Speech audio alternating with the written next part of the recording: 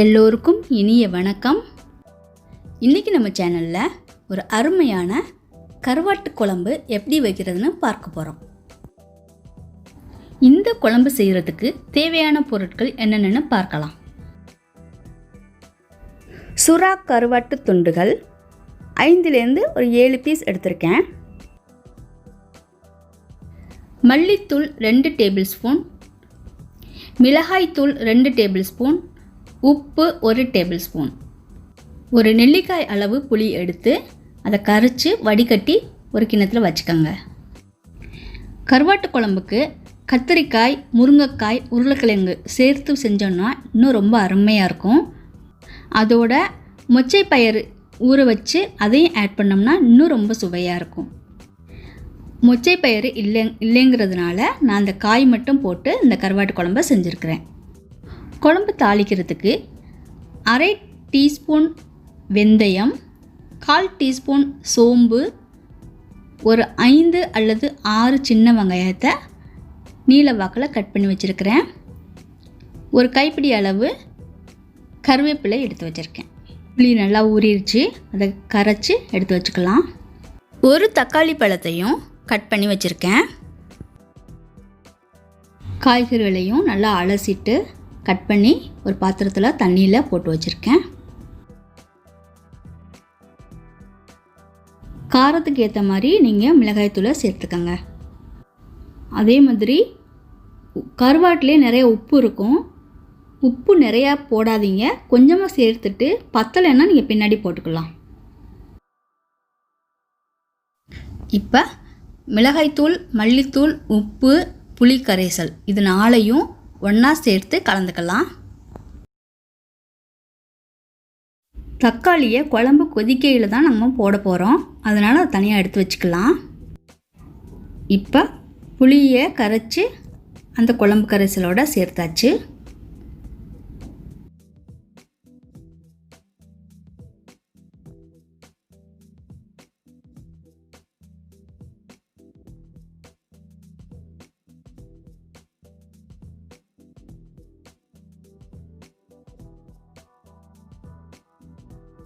அடுத்ததாக நம்ம கட் பண்ணி எடுத்து வச்சுருக்கிற காய்கறிகளையும் அந்த குழம்பு கரைசலோடு சேர்த்துக்குவோம்.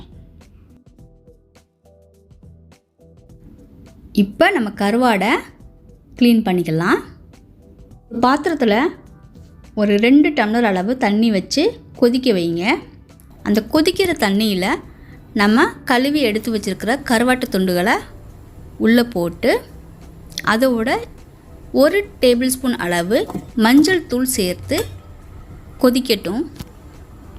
ஒரு 2 நிமிஷம் கொதிச்சா போதும், அதுக்கப்புறம் ஆஃப் பண்ணிடலாம்.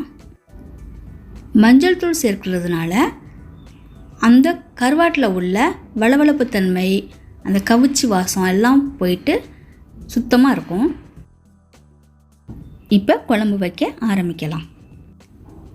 ஒரு கடாயில் கொஞ்சமாக எண்ணெய் போட்டு எண்ணெய் காஞ்சதும் வெந்தயம், சோம்பு, சின்ன வெங்காயம், கருவேப்பிலை இது எல்லாத்தையும் சேர்த்து வதக்கிக்கலாம். ஃபர்ஸ்ட்டில் வெந்தயத்தை போட போகிறேன். வெந்தயம் கொஞ்சம் சிவந்து வரையில் சோம்பு போட்டுக்கணும். அதுக்கப்புறம் தான் சின்ன வெங்காயத்தை ஆட் பண்ணணும்.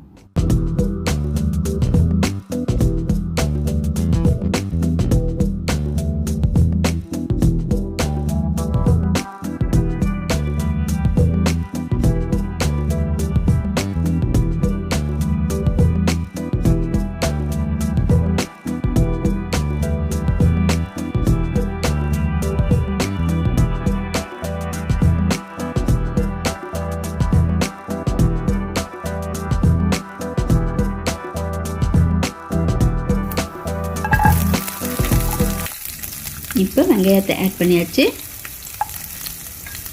லேசாக வதக்கிக்கலாம்.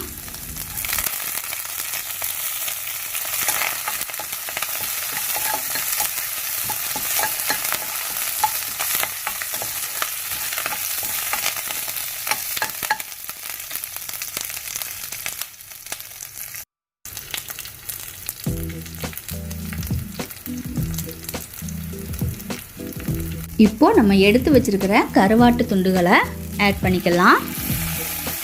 இதில் நான் கொஞ்சமாக நெத்திலி கருவாடையும் சேர்த்துருக்குறேன். சில கருவாடு குழம்பு தாளிக்கையில் போட்டோம்னா கரைஞ்சி போயிடும். ஆனால் இந்த சுறா கருவாடு ரொம்ப கரையாது. அதனால் தாராளமாக நீங்கள் குழம்பு தாளிக்கையிலேயே நீங்கள் வதக்கிட்டு போடலாம்.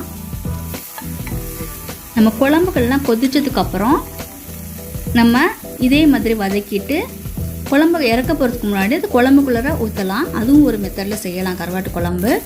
இது சுறா கருவாடுங்கிறதுனால நம்மளுக்கு கரையாது ரொம்ப, அதனால நான் இப்படியே செய்கிறேன். இப்போ நம்ம கரைச்சி வச்சுருக்க குழம்பு கரைசலையும் அதோட சேர்த்தாச்சு. ஒரு 5லேருந்து 10 நிமிஷம் வரைக்கும் நல்லா கொதிக்கட்டும். அப்போ தான் அந்த காயெல்லாம் நல்லா வெந்திருக்கும். இப்போ நான் கொஞ்சமாக தண்ணியும் ஆட் பண்ணிக்கிட்டேன்.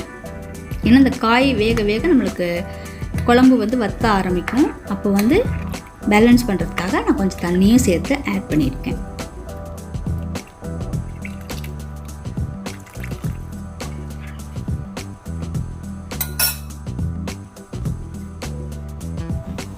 இப்போ நம்ம கட் பண்ணி எடுத்து வச்சிருக்கிற தக்காளியை ஆட் பண்ணுறோம்.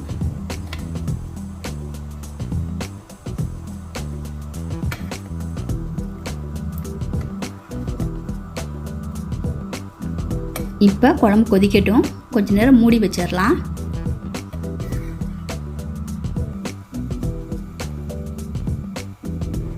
காய்கள்லாம் வேகிற வரைக்கும் நல்லா கொதிக்கட்டும். குறைஞ்சது ஒரு 7லேருந்து 10 நிமிஷம் ஆகும்.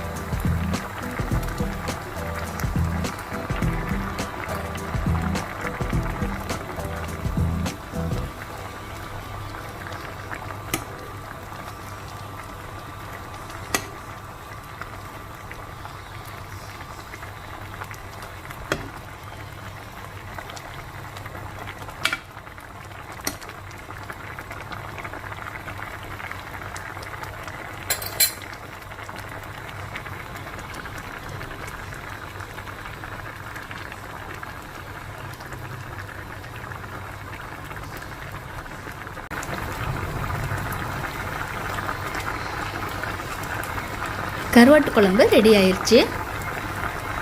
இப்போ நம்ம அடுப்பை ஆஃப் பண்ணிடலாம்.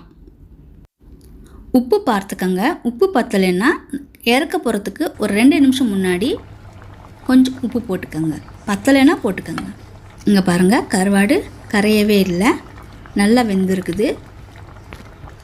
ஒரு சில கருவாடு குழம்புல நல்லா கரைஞ்சிரும். அதனால் நீங்கள் கருவாடை கடைசியாக கூட வதக்கிட்டு போடலாம். நீங்களும் இந்த குழம்பை உங்கள் வீட்டில் செஞ்சு பாருங்கள். ரொம்ப அருமையாக இருக்கும். சுட சுட சோறு வச்சு இந்த கருவாட்டு குழம்பை ஊற்றி அவிச்ச முட்டை வச்சு சாப்பிட்டிங்கன்னா செம்மையாக இருக்கும். இந்த வீடியோ உங்களுக்கு பிடிச்சிருந்துச்சுன்னா லைக் பண்ணுங்கள், ஷேர் பண்ணுங்கள், சப்ஸ்கிரைப் பண்ணுங்கள். பக்கத்தில் உள்ள பெல் பட்டனையும் மறக்காமல் கிளிக் பண்ணுங்கள். செம்ம மழை பெய்யுது வெளியில். இந்த நேரத்தில் சூடாக சாதம் வச்சு இந்த குழம்பை ஊற்றி சாப்பிட்டா செம்மையாக இருக்கும். ஓகே ஃப்ரெண்ட்ஸ், நீங்களும் உங்கள் வீட்டில் இந்த கருவாட்டு குழம்பு செஞ்சு பார்த்துட்டு உங்கள் கமெண்ட் செக்ஷனில் எழுதுங்க. பாய்.